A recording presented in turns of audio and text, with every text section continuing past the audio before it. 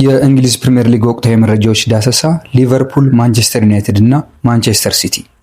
ሰላም ውድ የፉትቦል ማዕድ ተከታዮች እንዴት አላችሁ? ፉትቦል ማዕድ ወደ እናንተ በእግር ኳስ አጫጭር መረጃዎችና ፕሮፋይል ነክ በሆኑ ጉዳዮች እየደረሰ ይገኛል። አሁንም ወደ እናንተ የምንደርስበትን አጫጭር የእንግሊዝ ፕሪሚየር ሊግ መረጃዎች ይዘን መጥተናል። ፕሮግራሙን ላይ ኮሜንት፣ ሰብስክራይብ፣ ሼር በማድረግ ወደ ሌሎች እንዲደርስና እናንተ ማጋርነታችሁን እንድታሳዩን እንጠይቃለን። በአሁን ዳሰሳችን ማንቸስተር ሲቲ ቤት አንቷን ሴሜኒዮን በጉዳት የታመሰውን የሊቨርፑል ቤትና ወቅታዊ ሁኔታ ውስጥ ያለውን ቀውስ በአርኔ ስሎት አስተያየት እንዲሁም አሌክዛንደር አይዛክን የሚያስዳስሰንን የሊቨርፑል ቤትና ወደ ሩበን አሞሪም አስተያየትና የተጫዋቾች ጉዳትን ያስከትለው የሚመጣውን ምልከታቸውን እናጋራቸዋለን። መርሃ ግብሩን በድጋሚ ላይክ፣ ኮሜንት፣ ሰብስክራይብ፣ ሼር አድርጉ። የቆሙ ኳሶች ላይ ትልቅ መሻሻል ካላሳየን በውድድር ዓመቱ መጨረሻ 4 አሊያም 5ኛ ደረጃ ውስጥ ገብተን አናጠናቅቅም ሲሉ ኔዘርላንዳዊ የሊቨርፑል አሰልጣኝ አርኔ ስሎት ተናግረዋል። ከውድድር ዓመቱ አስቀድሞ ታላላቆቹን ዋንጫዎች ለማሸነፍ ቀዳሚ ግምቶችን አግኝቶ የነበረው የመርሲሳይዱ ክለብ ሊቨርፑል ባልተጠበቀ መልኩ ጥሩ ያልሆነ የውድድር ዓመት እያሳለፈ ይገኛል። በተለይም 17 ሳምንት ባስቆጠረው የእንግሊዝ ፕሪሚየር ሊግ ከመሪው አርሰናል ጋር ያላቸውን የነጥብ ልዩነት ከወዲሁ 10 ያህል ደርሰዋል። ቀያዮቹ በውድድር ዓመቱ ደካማ የሆነው የተከላካይ ክፍላቸው ደግሞ በሊጉ ብቻ 25 ጎሎች አስተናግዷል። ከዚያ አኳያ ከቆሙ ኳሶች ላይ በመከላከልም ሆነ በማጥቃቱ ረገድ ደካማ ለመሆናቸው ትልቅ ዋጋ እያስከፈላቸው ይገኛል። ከዚህ ጉዳይ ጋር በተያያዘ አስተያየታቸውን የሰጡት አርኔ ስሎት የቆሙ ኳሶች ላይ መሻሻል ካላሳየን 4ኛ ወይም 5ኛ ደረጃን ይዘን ማጠናቀቅ አንችልም ሲሉ ተጫዋቾቻቸውን አሳስበዋል። አርኔ ስሎት እንደሚሉት የቆመ ኳስን ምን ያህል አስፈላጊ እንደሆነ እየተመለከትን ነው። ስለዚህ በጣም መስራት ይጠበቅብናል። አሁን ላይ በሊጉ እየታየ የሚገኘው የቆመ ኳስ አጠቃቀም እንደ ትልቅ ማሳያ እየታየ እንደሚገኝ አንስቶ አሰልጣኙ ሊቨርፑል ደግሞ ጥሩ ያልሆኑ ቁጥሮችን ማስመዝገቡንም ጠቁመዋል። የአርኔ ስሎት ቡድን በያዝነው የውድድር ዓመት ከፍጹም ቅጣት ምት ውጪ ከቆሙ ኳሶች 3 ጎሎችን ብቻ ያስቆጠረ ሲሆን ይህም በሊጉ መጨረሻ ደረጃ ላይ የሚገኘው ወልቭስን በአንድ ብቻ በልጦ የተቀመጠ ነው። በአንጻሩ ከተቆጠሩባቸው መካከል 11 ጎሎች ከቆሙ ኳሶች የተገኙ ናቸው። ከበርንመዝ ጋር እኩል ሲለያዩ ብዙ ጎሎች የተቆጠሩባቸው በመሆን በሊጉ ጥሩ ያልሆነ ቁጥር የተመዘገበባቸው መሆናቸው ተነስተዋል።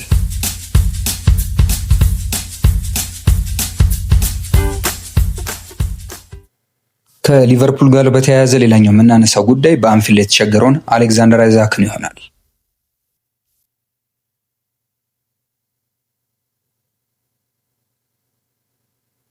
በስዊድን ጥገኝነት ከጠየቁ ወላጆች ስዊድን ቦርሴሎና ከተማ ነው የተወለደው። አሌክዛንደር አይዛክ በ6 ዓመቱ በአካባቢው እግር ኳስን እየሰለጠነ ግብረ ገብነትን በማያስተምረው የኤአይኬን ክለብ ውስጥ ተቀላቀለ።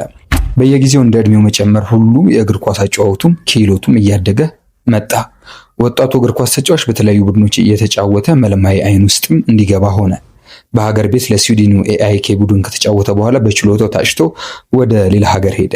በኔዘርላንዱ ዊልም፣ በጀርመኑ ቡንደስሊጋ፣ በጀርመኑ ቦሩሲያ ዶርትመንድ ቡንደስሊጋ ላይ፣ በስፔኑ ሪያል ማድሪድ ሶሴዳድ እና በእንግሊዙ ኒውካስል ለመጫወት በቃ። አሁን ደግሞ ሊቨርፑል። በእነዚህ ቡድኖች እንደ አውሮፓውያን አቆጣጠር ከ2016 ጀምሮ በተሰለፈባቸው 258 ጨዋታዎች 115 ግብ በስሙ አስመዝግቧል። አሌክዛንደር አይዛክ ስዊድናዊ አይዛክ በ2025 ከኒውካስል ዩናይትድ ወደ ሊቨርፑል የተዘዋወረው ደግሞ በፕሪሚየር ሊጉ በሀገር ውስጥ ዝውውር ሪከርድ በሆነ ዋጋ ነበር፣ 125 ሚሊዮን ፓውንድ። ይህም ሶስተኛው በከፍተኛ ገንዘብ የተዘዋወረ ተጫዋች እንዲሆን አድርጎታል። በእንግሊዝ ፕሪሚየር ሊግ የተጫዋቾች ዝውውር ገንዘብ ቀዳሚም ሆኖ እንዲመዘገብ ማለት ነው። የ26 ዓመቱ ተጫዋች ታዲያ በሊቨርፑል በ2025 በተሰለፈባቸው 10 ጨዋታዎች 2 ግቦችን ያስቆጠረው። የወጣበትን ገንዘብ ያህል ግልጋሎት ያልሰጠና የባከነው ተጫዋች በሚልም የሚተቹት የስፖርት ቤተሰቦች ቁጥራቸው ጥቂት አይደለም። በሌላ በኩል መቼ ታየና አረ ቀሪ የሚሰለፍባቸው ቀናት ይበልጣሉ በማለት ጥብቅና የቆሙ አድናቂዎችም አሉ። ይህ በእንዲህ እንዳለ ግን ከሰሞኑ ሊቨርፑል ከቶተንሃም ጋር በነበረው ጨዋታ በግራ እግሩ ላይ የደረሰበት ጉዳት ደግሞ ሌላ የተጫዋቹን አስከፊ ነገር የመዘዘ ጉዳይ ነው። አሰልጣኝ አርኔ ስሎት በተጫዋቹ ላይ የደረሰው ጉዳት ከፍተኛ ነው ማለታቸው ይታወሳል። የተሳካ ቀዶ ጥገና እንደተደረገለት የሚያረጋግጡት አሰልጣኙ ተጫዋቹ ለ2 ወራት ያህል ከሜዳ እንደሚርቅም ቢቢሲ እሳቸውን ዋቢ አድርጎ አስነብቧል። ይህም ተጫዋቹ በቀድሞ ክለቦቹ ያሳየውን ምርጥ ብቃት በአንፊልድ ለመድገም የሚያደርገውን ጥረት ይበልጥ የሚያወሳስብ ነው እየተባለ ይገኛል። አሌክዛንደር አይዛክ በክረምቱ የተጫዋቾች ዝውውር መስኮት የብሪታንያ ክብረ ወሰን በሆነ 125 ሚሊዮን ፓውንድ ወጪ ከኒውካስል ወደ ሊቨርፑል መምጣቱ ይታወሳል። የ26 ዓመቱ አጥቂ ወደ ቀድሞ አቋሙ ለመመለስ ጊዜ እየወሰደበት ሲገኝ ለቀያዮቹ በ16 ጨዋታዎች 3 ግቦችን ብቻ ማስቆጠሩ ይታወቃል። ውድ ተመልካቾች በመርሃ ግብራችን በወቅታዊ እግር ኳሳዊ መረጃዎች ላይ ነው ያላችሁት።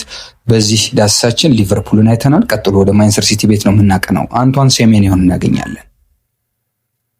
ከቀናት በኋላ 26ኛ ዓመቱን ይዛል አንቷን ሴሜንዮ። ታዲያ በጥር ክለቡን ለመልቀቅ ማሰቡን ተከትሎ በርካታ የእንግሊዝ ክለቦች ጋናዊውን ድንቅ ተጫዋች ሴሜንዮን ለማስፈረም እንቅስቃሴ ማድረግ ቢችሉም እሱ ግን ማንቸስተር ሲቲን መቀላቀል እንደሚፈልግ ምርጫው ማድረጉ እየተነገረ ይገኛል። ስለ ዝውውሩ ሁኔታ በርካታ ታማኝ ሚዲያዎችና ግለሰቦች እንደገለጹት 4 የሚደርሱ ክለቦች ሴሜንዮን ለማስፈረም ፍላጎት አሳይተው ነበር። የ65 ሚሊዮን ፓውንድ የውል ማፍረሻውን መክፈል እንደሚፈልጉ ለበርንመዝ አመራሮች እነዚሁ ክለቦች አስታውቀው ነበር። ይሁን እንጂ ከነዚህ ክለቦች መካከል የሚጠቀሱት ሊቨርፑል፣ ማንቸስተር ዩናይትድ፣ ቼልሲ እና ቶተናም ነበሩ።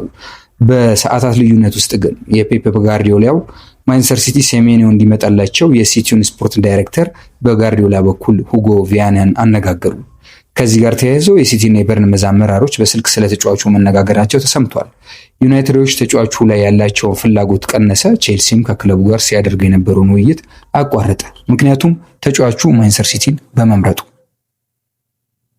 ሊቨርፑል አሁንም ፍላጎታቸው እንዳለ ነው። ቢሆንም ነገሩ ከባድ በመሆኑ ቶተናምን በተመሳሳይ ሙከራዎችን ቢያደርግም ሴሜንዮ ወደ ስፐርስ መሄድ እንደማይፈልግ መረጃዎች በመውጣታቸው ሲቲዎች ጋናዊውን ኮከብ ለማስፈረም እንደተቃረቡ እየተሰማ ይገኛል። የበርንመዙ አሰልጣኝ አንዶኒ ራዮላ እንዲህ ብለዋል። እንግዲህ ስለ ተጫዋቹ በሰጡት አስተያየት ሴሜንዮ ከኔ ጋር መጫወቱን ቢቀጥል በጣም ደስተኛ ሆን ነበር። እሱን ማጣት አልፈልግም። ለማቆየት ፍላጎቱ አለኝ ብለዋል። ነገር ግን ነገሮች ደግሞ ወደ ተለየ አቅጣጫ እያመሩ በመሆኑ አዝናለሁ፣ ከዚህ ውጭ ሌላ የምናገረው የለኝም በማለት ሀሳባቸውን አጋርተዋል። ታዲያ በሲቲ ቤት ሴሜንዮ እነማንን ተክቶ እነማን ቋሚ አሰላለፍ ውስጥ የነበሩ ተጫዋቾች ወደ ቤንች ወርደው እሱ በቋሚ አሰላለፍ ውስጥ ይጫወታል የሚለው ተጠባቂ ነው። ዶኩ ወይስ ፎደን ወይስ በግራ በኩል የሚጫወቱ ሌሎች የሲቲ ተጫዋቾች ተጠባቂ ጉዳይ ነው።